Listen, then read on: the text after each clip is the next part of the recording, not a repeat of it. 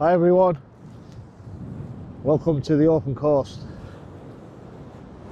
So this is like a bonus episode so I just thought I'd show you what I get up to on my walks.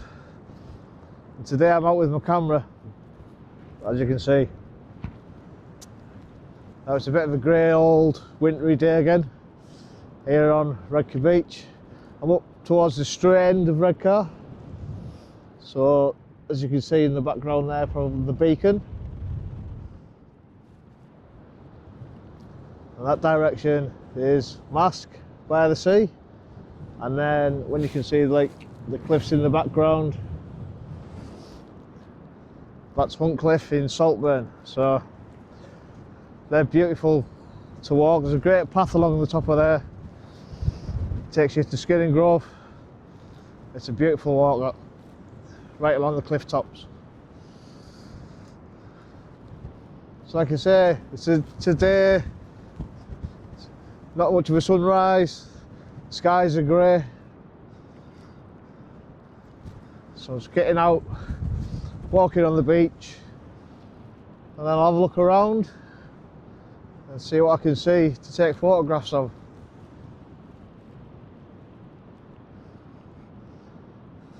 As you can see, the rocks are out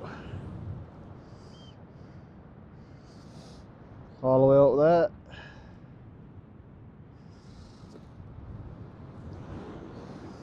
there.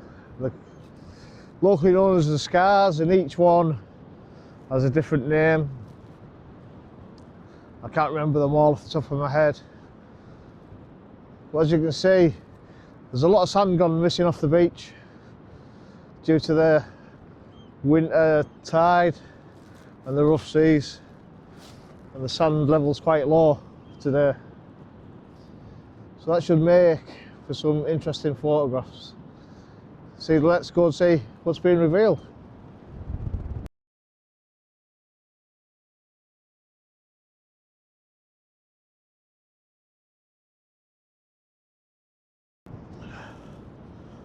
So I've just moved a little bit further up the beach now, not too far away from where I was.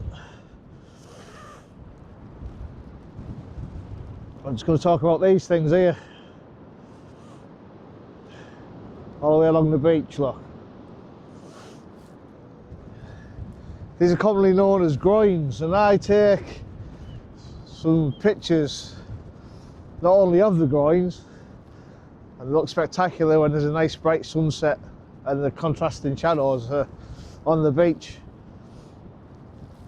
but they do some naturally frame some of the photographs, especially of Hunt Cliff, and with through some of the broken groins or where some of the planks are missing. The groins are basically there to break up the force of the sea before it hits the shore. Like I say, we'll keep walking and see what we come across, and I'll show you the pictures at the end.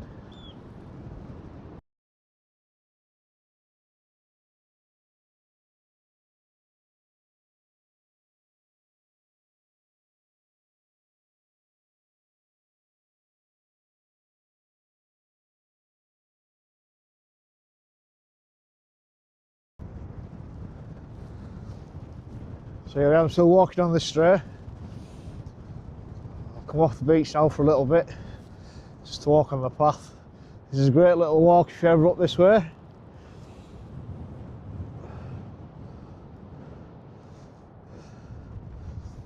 It's great for people who are in mobility scooters and stuff, to allow them to get out and be beside the sea. A cracking little cafe there, the Stray Cafe. So if you get cold, I was nipping for a bite to eat and a brew. But yeah, it's a strange day. The beach, this beach changes so much between seasons, and that's what's great about living here and great about getting out with the camera, because it's always different. There's always something to photograph. Look, Let's have a look at them. Big log that's washed up on the beach there. And there's lots and lots of pebbles now. There's normally some little rocks and pebbles up here, but generally it's full of sand, and the sand seems to be being washed away. But we'll keep walking and see what else we can find. So here I am back on the beach now. Definitely had a rough winter tide. Plenty of driftwood on the beach. Lots of rocks and pebbles have been washed up. There's people out having a look through the rocks, see what they can find. People can see glass. Yeah, there's always some things to see. Like I say, it's always different. So what I'm going to do is I'm going to head back down towards where Redcar Beach is now. And if we're lucky, we might be able to see the wreckage of the ship that broke Redcar Pier into the Brigger, I think it's called. Oh, sorry, I was stepping over the water. Oh, not too far. Yeah, and also this kind of weather, sometimes it reveals what's locally known as the ancient forest.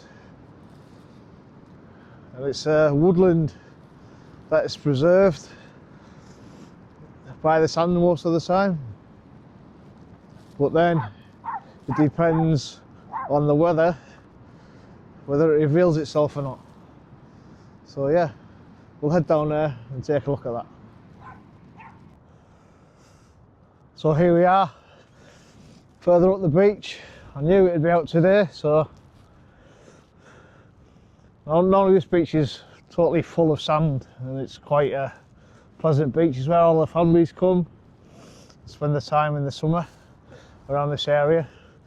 And there's the beacon there and the Regent Cinema there, and that you can see, which looks like a ledge, that is what's known as the petrified forest. It's an ancient woodland that's laid on top of a bed of clay. It gets, for the majority of the time, it's covered by sand, so people don't get to see it. Yeah, it's quite a unusual sight. If you look at the colour of this stuff here, you can see all the red in the clay. That's obviously from the iron ore that's in the hills and surrounding area. So Redcar is known by its name from Nordic or something, some Scandinavian place anyway, and it's the Norse, I think it translates into salt marsh or something like that. Anyway, I can't totally remember, but right, I've just stepped up on top of that petrified forest now. I'll take some photographs of the things that you can see. As you can see, the trees that have fallen and still preserved. It's quite an impressive sight, to be honest.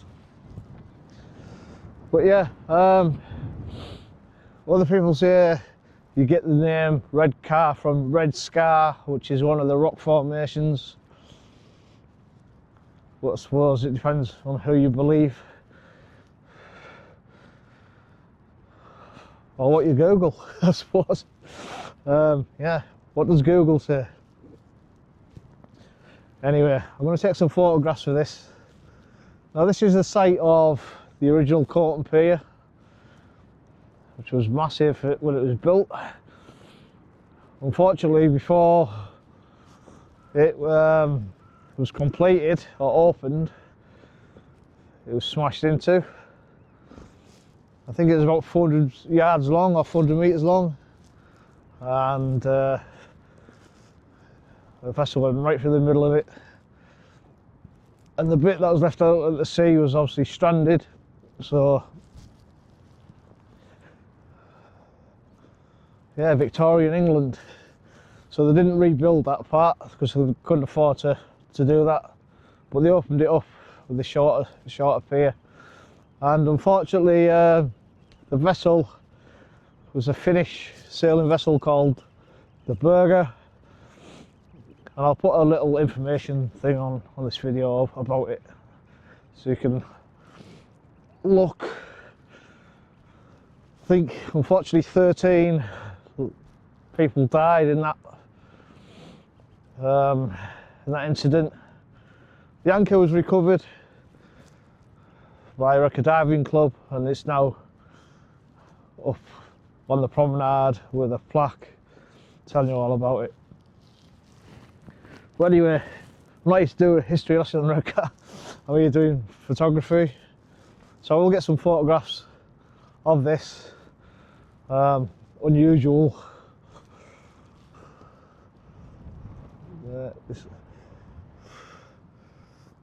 sight.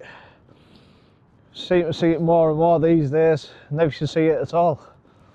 It just shows that the sand is receding from the beach and the weather's getting worse, as in the winter seas are getting stronger and the undercurrent is taking the sand back out. But no doubt it'll bring it back, and by the spring and summer this will just be a normal sandy beach. Right guys, thanks for joining me on my little walk with my camera today.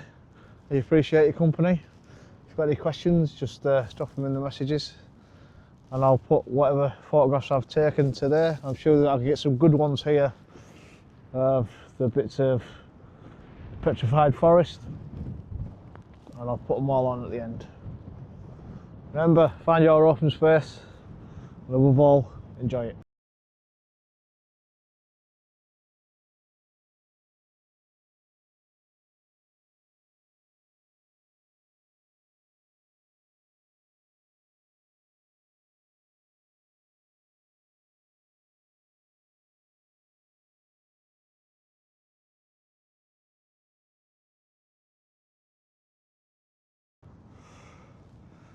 So this has been a bit of an interesting find this morning on the beach.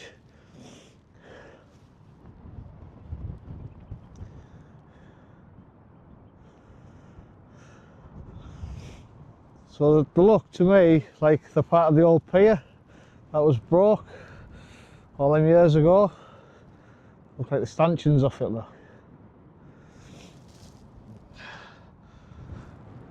Don't get to see these very often either, so I don't know if there's something new and they've been there since then. They've just been covered by sand, I'm not sure. This looks like it's the rudder.